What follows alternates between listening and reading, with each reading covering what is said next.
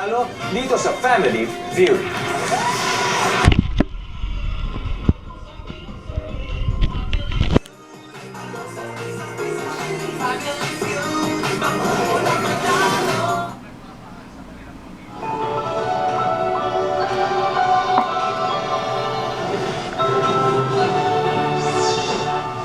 Special session ng Kongreso. Ipinatawag ng Pangulo sa June 17 para ipasa ang priority legislative measures. Pagluluklok ng isang Senate President.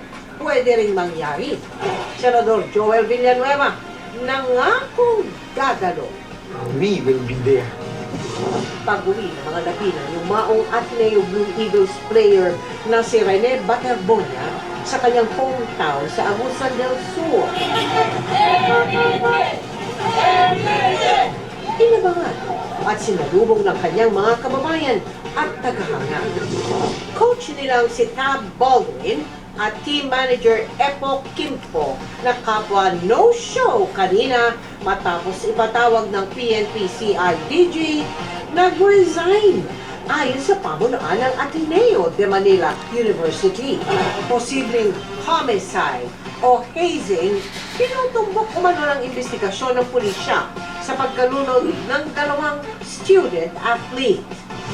Matapos ang mahigit 3 buwang bakbakan, Iran at Amerika nagkasundo na sa isang peace deal.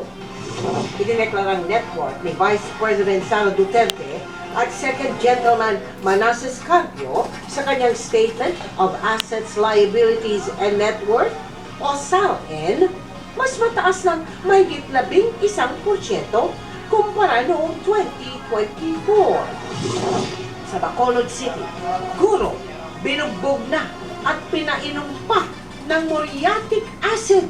Patay ang suspect, estudyante. At star of the new gen, Jillian Ward, fierce and fresh sa kanyang new look at fit body. Live mula sa GMA Network Center, ito ang 24 oras. Magandang gabi po, Luzon, Visayas at Mindanao. Nagpapatawag ng special session sa Kongreso si Pangulong Bongbong Marcos sa darating na Miyerkules para anya magpasa ng priority legislative measures. Pero hindi lamang yan ang maaaring gawin sa sesyon. Inaabangan din kung may iluluklok na bagong Senate President sa gitna pa rin ng gusot sa liderato ng Senado. Nakatutok si Ian Cruz. Sa Proclamation number 1318, inatasan ng Pangulo ang Kongreso na magdaos ng special session sa June 17 para ipasa ang priority legislative measures. Nagpapatawag ang Pangulo ng isang special session sa Kongreso para mapabilis ang aksyon sa mga panukalang batas na magpapatibay sa social